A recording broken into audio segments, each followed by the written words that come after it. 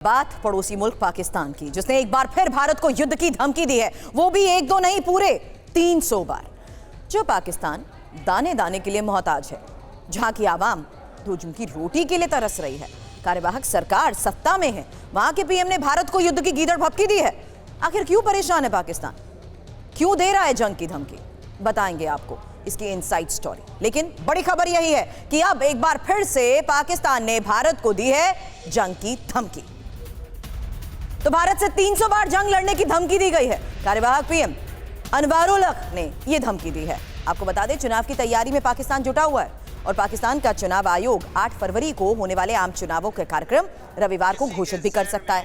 हालांकि जियो न्यूज के मुताबिक पाकिस्तान चुनाव आयोग 17 दिसंबर को चुनाव कार्यक्रम का ऐलान करेगा। कार्यक्रम की घोषणा के अगले दिन से नामांकन पत्र भी दाखिल किए जाएंगे।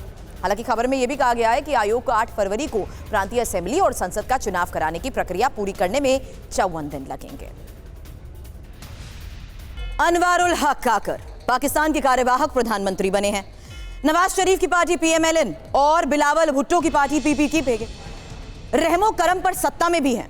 भारत से युद्ध लड़ने की धमकी आपने सुनी, और यह हालत तब है जब उनके देश की जनता भूखी मरने के कगार पर है और पाकिस्तानी सेना के पास भारत से लड़ने लायक हथियार तक नहीं है, फिर भी गीदड़ भपकी दे रहे हैं। जबकि हकीकत आपके सामने, और हकीकत यह है कि पाकिस्तान सेना भारतीय सेना के आगे कहीं टिकती भी नहीं है। इसलिए जरा इन ग्राफिक्स के जरिए ये डिटेल इंफॉर्मेशन आपके सामने रख रहे हैं, जहां देखिए पाकिस्तान अब तक भारत से 4 बार युद्ध हार चुका है।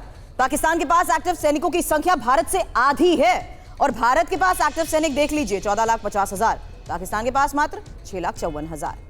और पाकिस्तान के हथियारों की संख्या भी भारत की तुलना में आधी ही है। हमारे पास पाकिस्तान की तुलना में कई गुना ज्यादा एडवांस टेक्नोलॉजीज के आधार पर यह अत्याधुनिक हथियार है। अंतर्राष्ट्रीय स्तर पर भारत की सेना 4थे नंबर पर है, पाकिस्तानी सेना 7वें नंबर पर।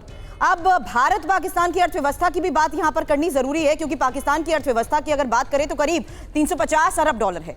भारत की अर्थव्यवस्था करीब 4000 अरब डॉलर है। एक और खास इंफॉर्मेशन आपके सामने, क्योंकि पाकिस्तानी पीएम की युद्ध की ये जो गीदड़ भपकी आपने सुनी है, इसके पीछे वहां प्रस्तावित चुनाव है। बड़े कारण भी देख लीजिए। बिगड़ती कानून व्यवस्था, उसको लेकर तो लगातार सुर्खियां बनती रहती हैं। खस्ता हाल अर्थव्यवस्था का हाल भी जग जाहिर है। हालांकि पीएमएलएन और पीपीपी से जनता की नाराजगी भी सामने है। हालांकि इमरान खान की बढ़ती लोकप्रियता क्या ये मुश्किल अब उनके लिए पैदा कर रही है?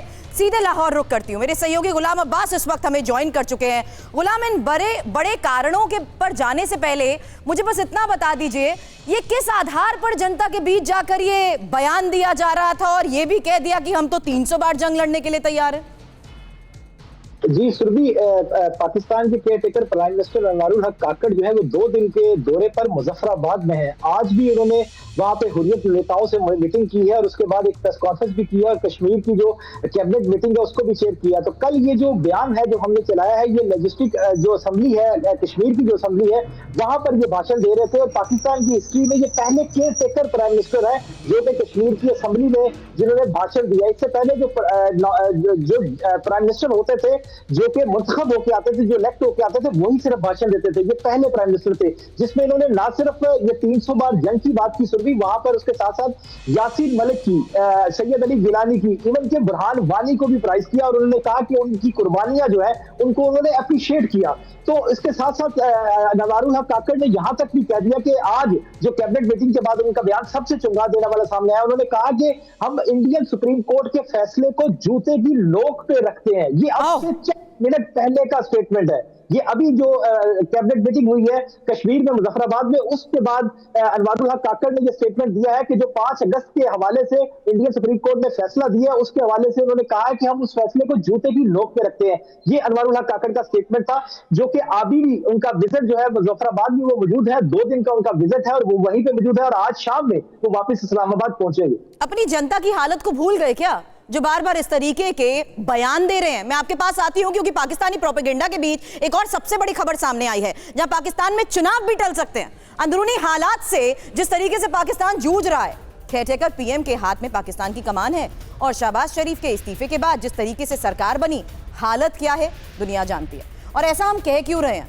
पाकिस्तान में चुनाव टल सकते हैं। जरा इसकी वजह भी आप जान लीजिएगा, क्योंकि इस बीच ये खबरें जिस तरीके से सामने आ रही हैं, इस बारे में मनीष मैं आपसे भी बात करूंगी, क्योंकि केयरटेकर पीएम जिस तरीके से जनता के बीच में जा रहे हैं और जिस बलबूते फिलहाल सरकार में हैं, जनता की हालत उनको नजर नहीं आ रही और बयान जंग को लेकर दे रहे हैं।